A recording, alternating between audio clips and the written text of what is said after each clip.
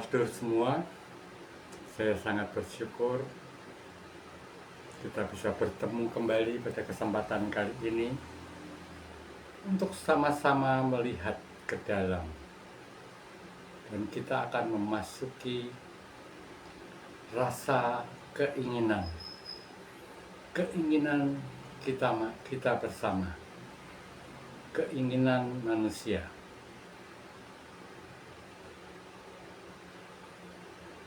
Untuk itu, seperti kemarin, saya tidak akan memberitahu kepada Anda apa itu artinya keinginan, tapi kita akan bersama-sama melihat ke dalam untuk menemukan apakah itu yang disebut dengan keinginan. Sebelum itu, marilah kita masuk ke dalam keheningan agar kita bisa melihat dengan jernih apa yang disebut dengan keinginan.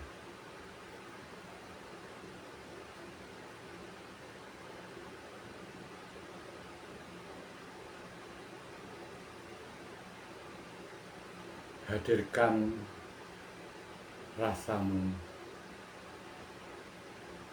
di sini sekarang.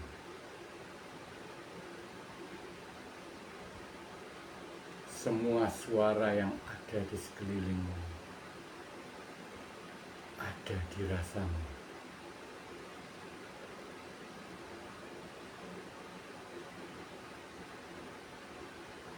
Perhatianmu tanpa batas. Segala sesuatu yang ada di sekelilingmu kamu ketahui karena kehadiranmu. Nah, pertahankan rasa hadir itu, kemudian dengarkan apa yang saya katakan dengan rasamu. Rasakan sampai kamu mengerti.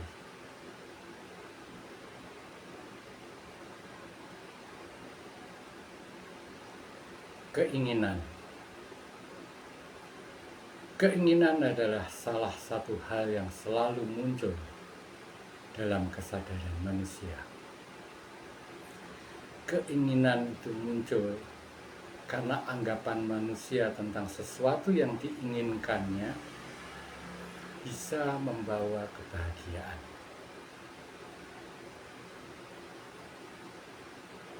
Kemudian, apa tanggapan dari otoritas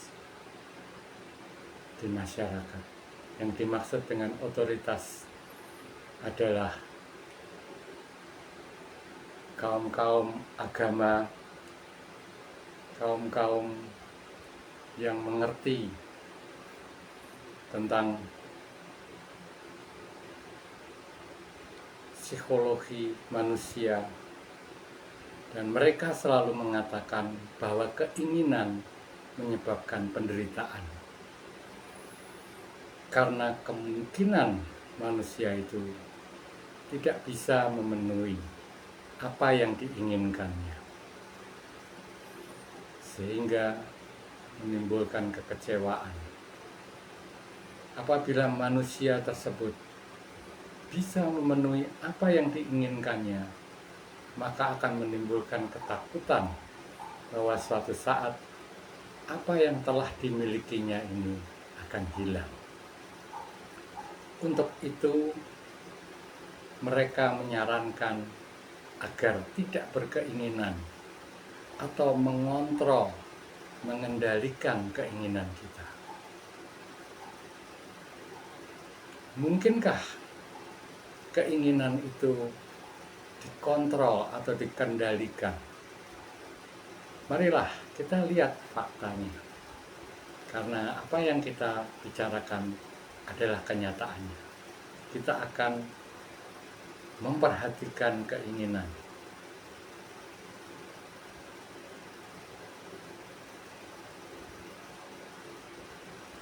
Keinginan adalah suatu bentuk rasa purba yang ada sebelum semesta ini ada.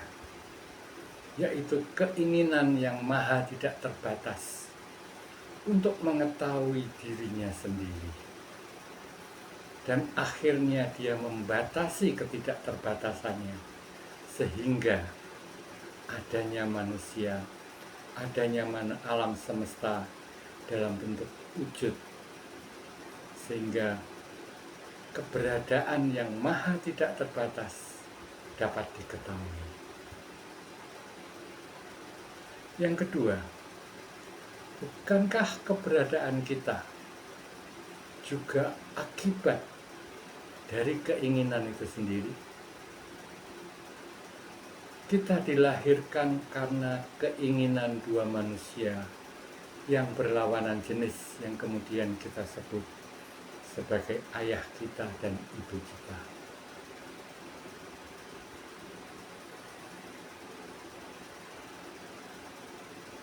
Menurut asalnya, keinginan itu ada dua macam, yaitu keinginan yang timbul dari rasa manusia, seperti makan, minum, buang air, tidur, seks. Itu semua timbul dari rasa manusia. Dan biasanya keinginan tersebut tentang tubuh kita, tubuh manusia. Kita merasa lapar, rasa lapar itu ada dan kita ingin makan. Timbul rasa haus, kita ingin minum. Timbul rasa ngantuk, kita ingin tidur. Timbul sakit, kita ingin sehat. Timbul rasa sepi, rasa horny, maka kita akan melakukan seks. Karena ini asalnya dari kesadaran, maka pasti kesadaran juga akan menimbulkan rasa yang sebaliknya.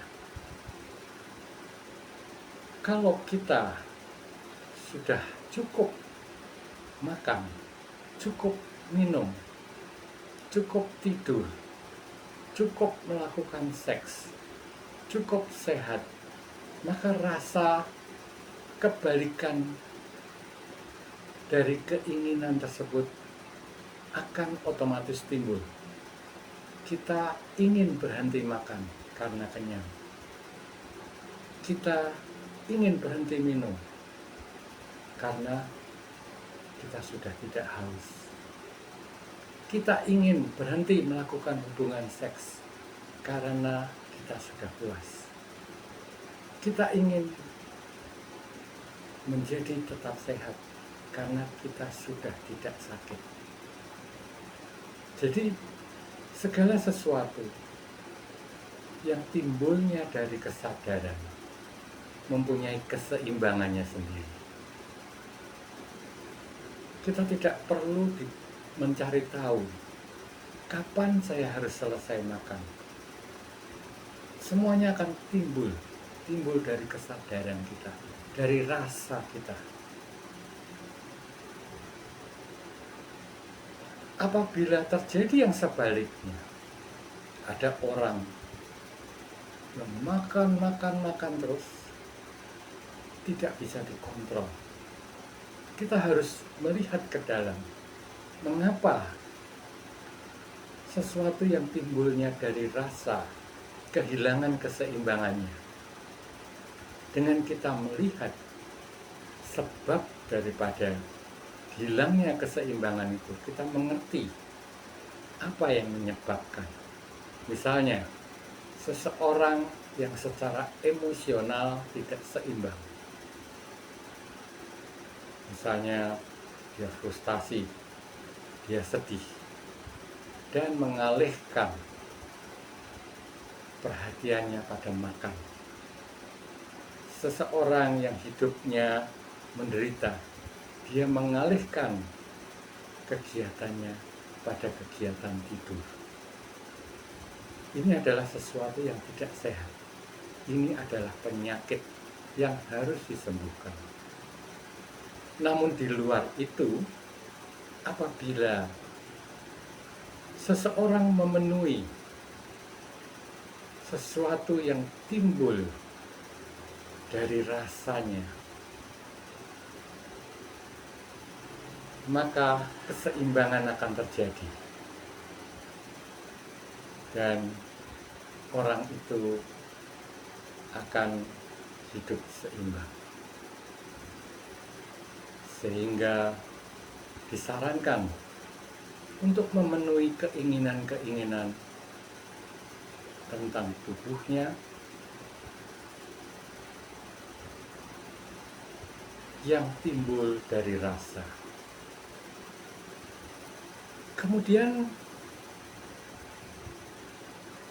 kalau kita lihat ada keinginan yang bersumber dari tempat lain selain rasa, yaitu keinginan yang timbul dari pikiran. Marilah kita lihat sejenak bagaimana keinginan yang timbul dari pikiran ini muncul.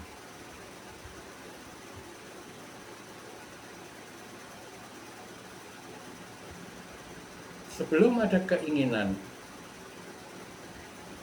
indera kita bertemu dengan satu objek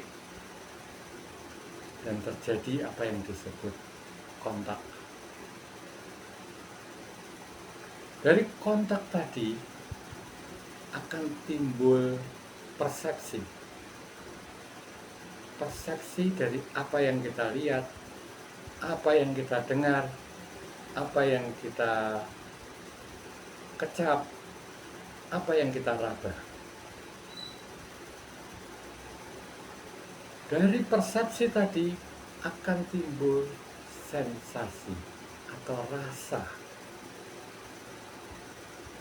Nah, rasa ini kemudian diambil alih oleh pikiran. Dari kontak dengan suatu benda sampai ke sensasi, itu adalah proses yang natural, proses yang alami. Sedangkan proses berikutnya, yaitu pengambil alian sensasi atau rasa tadi oleh pikiran, itulah yang membuat seorang yang berkeinginan. Keinginan itu konotasinya bukan hanya memiliki sesuatu yang enak atau indah, tetapi orang juga selalu berkeinginan untuk menjadi, berkeinginan untuk menolak, berkeinginan untuk merubah, berkeinginan untuk menghindari, berkeinginan untuk mencapai. Itu adalah keinginan.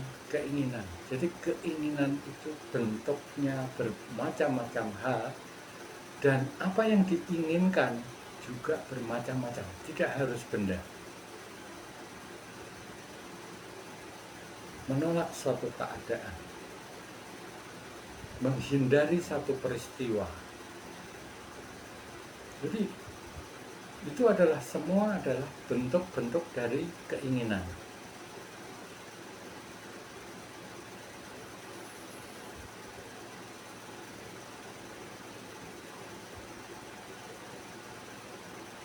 Kemudian yang lebih bahaya ketika keinginan tadi dilekati oleh diri, maka keinginan tadi akan membesar, menjadi kuat, karena ada yang berkeinginan, yaitu aku yang berkeinginan. Kalau orang itu tidak bisa melihat dengan jelas bahwa ini sudah dilekati oleh identifikasi diri, maka keinginan tadi akan bertambah kuat, dan akhirnya tidak bisa dilupakan begitu saja atau dibuang begitu saja keinginan. Keinginan tadi menuntut untuk dipenuhi apapun caranya. Tidak peduli apakah cara ini benar atau salah.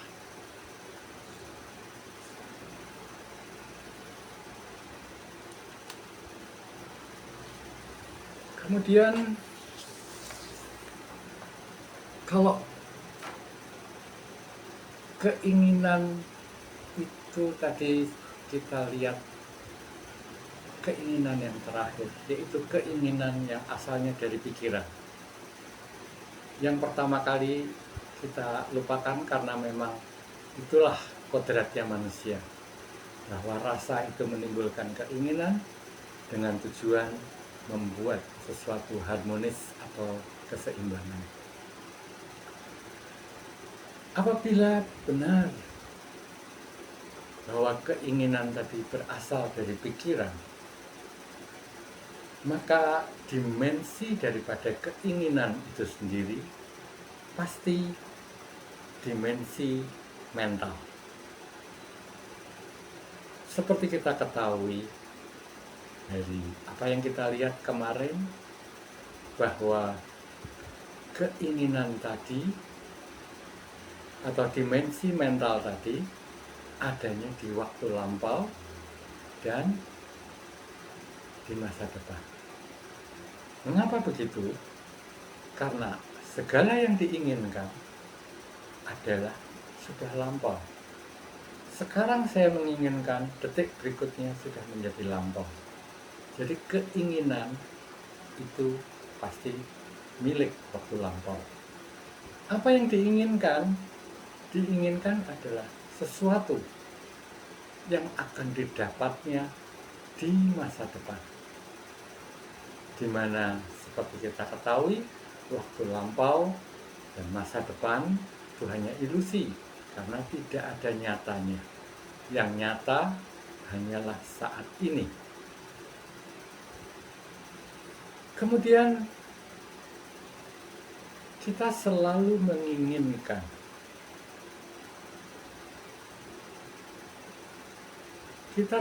menginginkan sesuatu yang sudah kita ketahui. Tidak mungkin kita menginginkan sesuatu yang belum kita ketahui.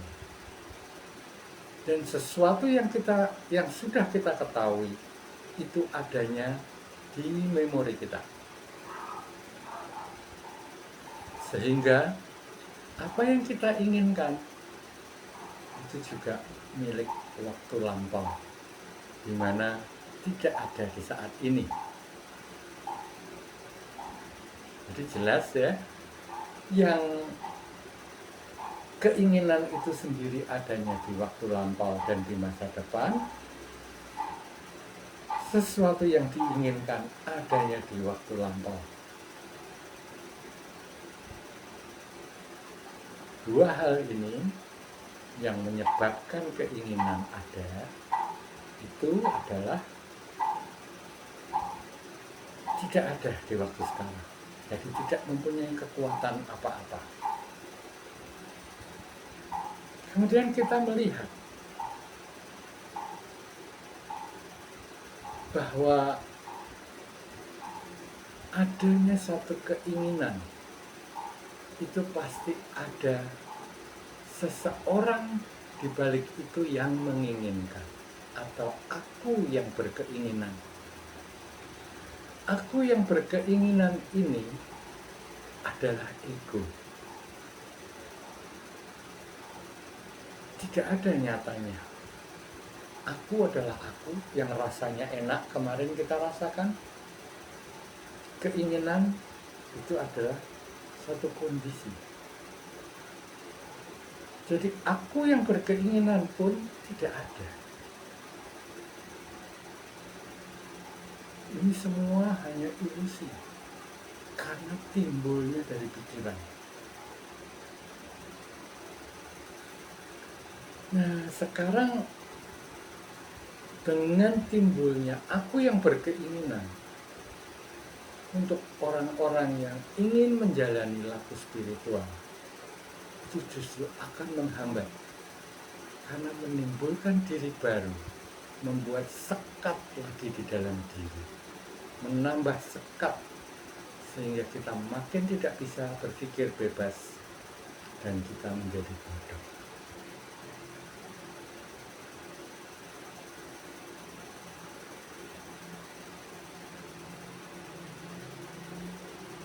Marilah kita masuk untuk mengetahui rasa apa saja di dalam keinginan tersebut.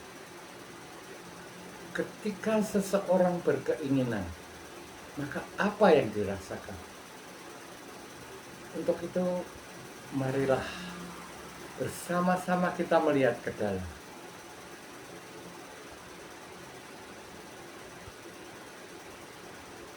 Hadirkan atau ingatlah kembali sesuatu yang selama ini Anda inginkan. Amati rasanya ketika menginginkan.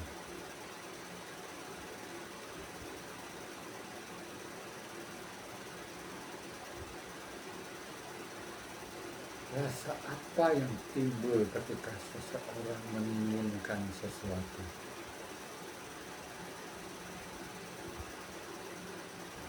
Bukankah rasa harus terpenuhi dari diri yang menginginkan timbul?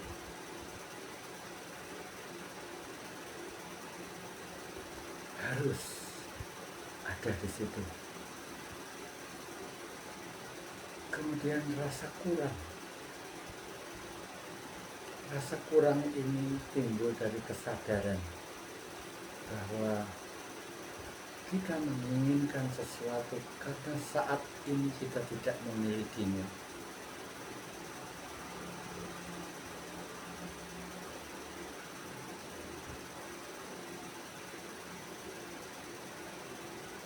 Kemudian rasa mengharap agar keinginannya terpenuhi atau terlaksana.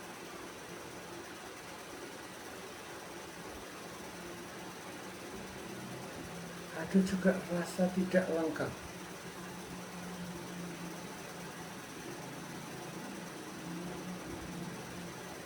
Ada rasa belum selesai.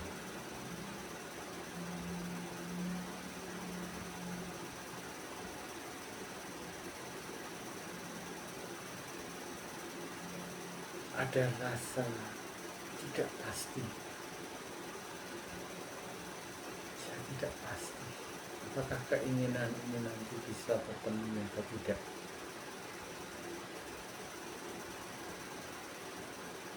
Ada juga rasa takut.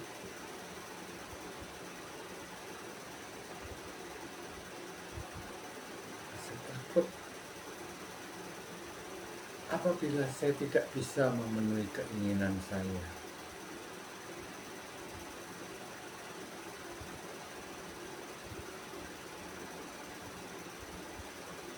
Rasa tidak bisa melihat dengan jelas. Karena saya merasa ada satu motif, satu tujuan dari diri saya yang menginginkan, yang selalu mengontrol semua tindakan saya ke arah pemenuhan dari keinginan saya.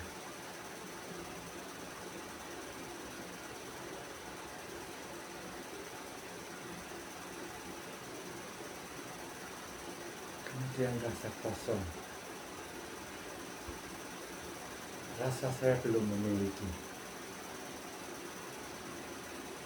Itu adalah rasa-rasa yang muncul ketika seseorang berkeinginan. Ini adalah fakta, karena kita melihat sendiri ke dalam. Ketika seseorang berkeinginan, rasa-rasa tadi muncul.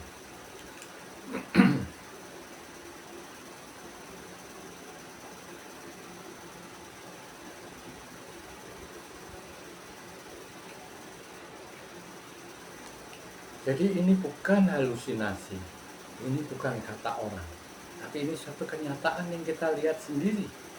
Bagaimana rasanya berkeinginan. Kalau kita kembali lagi pada rasa-rasa yang sudah kita ketahui muncul saat kita berkeinginan, tidak percaya diri, tidak menentu, kemudian kurang, mengharap, tidak pasti, kosong, itu adalah rasa-rasa negatif. Rasa tidak cukup. Bagaimana mungkin satu rasa negatif bisa memenuhi atau menimbulkan suatu kebahagiaan? Anda jawab sendiri bahwa itulah rasa yang ketika seseorang berkeinginan, dan mungkinkah rasa-rasa tersebut menimbulkan sesuatu yang menyenangkan? Rasa-rasa yang tidak menyenangkan, apakah mungkin menimbulkan sesuatu yang menyenangkan?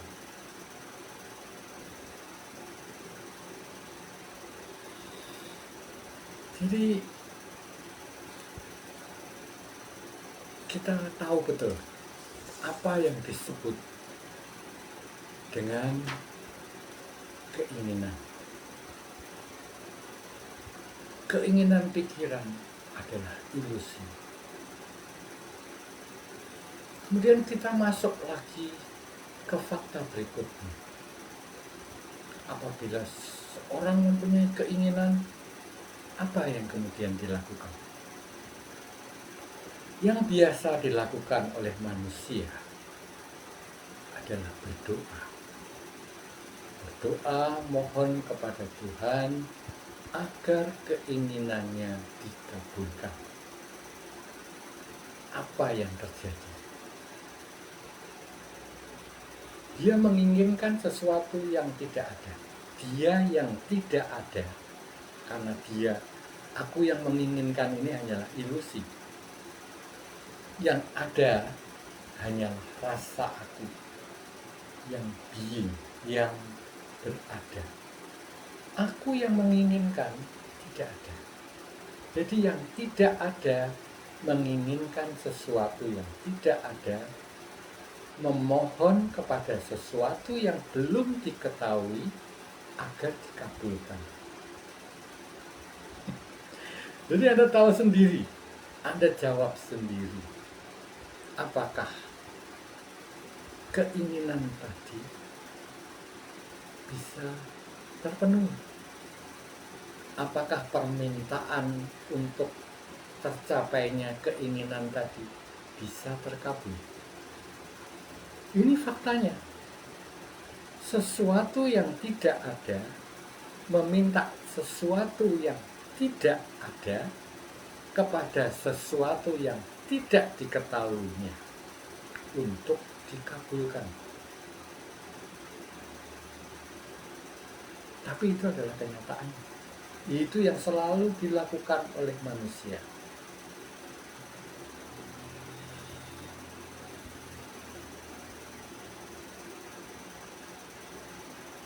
Kemudian apa yang harus kita lakukan? Karena manusia tidak bisa lepas dari keinginan. Apakah kita menuruti kata orang yang menganggap dirinya mempunyai otoritas untuk menentukan boleh berkeinginan, jangan berkeinginan, tanpa memberitahu kita apa itu keinginan, kenapa tidak boleh, kenapa boleh? Guru-guru spiritual, guru-guru agama, jangan berkeinginan kepada lawan jenismu, jaga matamu, tutup pakai kacamata. Mereka cuma bilang begitu. Ini kenyataan. Mereka tidak pernah mengajak Anda untuk melihat apakah itu keinginan. Kalau itu memang keluar dari pikiran Anda, apakah Anda bisa mengontrol pikiran Anda? Anda bisa memilih pikiran apa yang harus timbul, pikiran apa yang tidak boleh timbul. Tidak. Manusia tidak bisa mengontrol pikirannya. Pikiran itu timbul dari rasanya, dari kesadarannya. Dan bisa apa saja. Meskipun keinginan itu diinginkan untuk timbul, tapi kalau tidak ditimbulkan oleh kesadaran sendiri, maka pikiran itu juga tidak akan timbul. Jadi, saya jawab bahwa otoritas-otoritas yang berkata, otoritas maksud saya orang-orang yang merasa dirinya punya wewenang untuk mengatakan itu.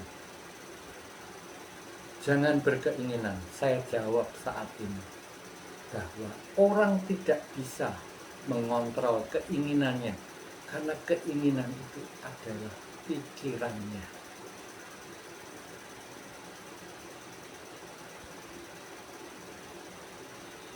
Setelah orang mengetahui itu, orang akan mencari alternatif.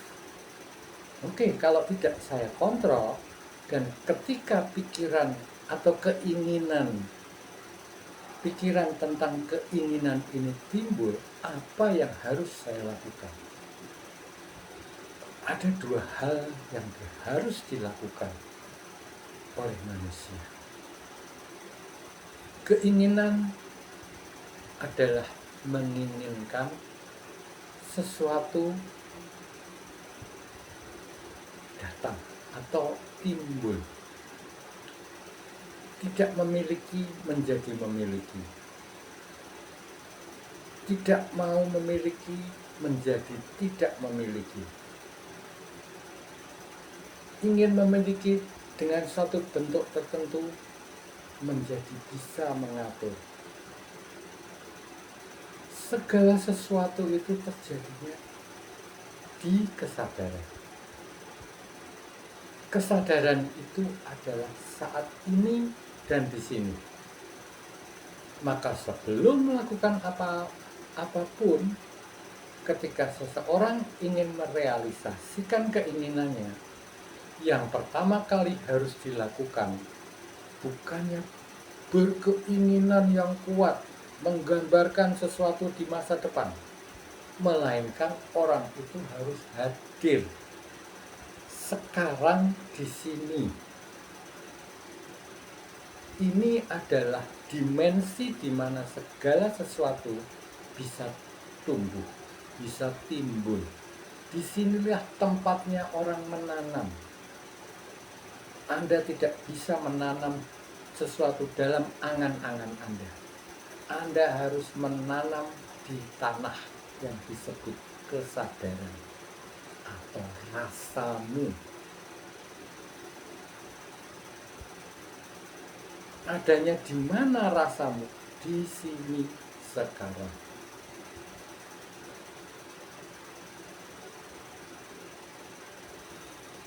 Setelah Anda masuk ke di sini dan sekarang,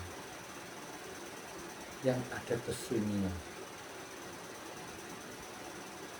kemudian Anda tidak usah minta apapun, melainkan merasakan, menghadirkan keinginan itu.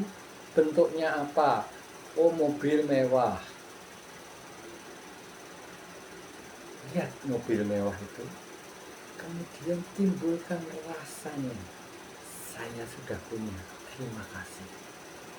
Terima kasih saya sudah memilikinya. Bukan semoga saya memiliki, terima kasih saya sudah memiliki. Itu Anda menanam. Anda membuat kesadaran ini menopang keinginan Anda, menopang apa yang sudah Anda ucapkan. Terima kasih kesadaran. Terima kasih. Saya sudah memiliki. Bukan kata-kata, Tapi rasa, apabila Anda sudah memiliki bagaimana rasanya, itu Anda cetuskan pada dimensi keheningan di sini dan sekarang.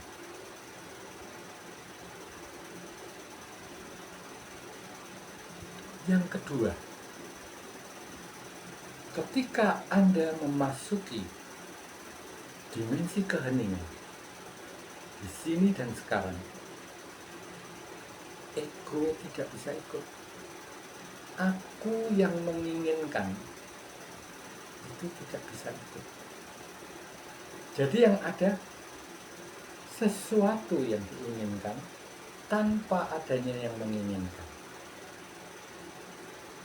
Apabila sesuatu yang diinginkan ini adalah sesuatu yang berguna, bukan bagi ego, bukan bagi pribadi, tapi bagi sekelilingnya, dan bisa berguna bagi kelengkapan hidup kita, bagi pikiran kita, bagi tubuh kita, bagi perasaan kita, maka disinilah tidak ada keinginan yang sifatnya egoistis.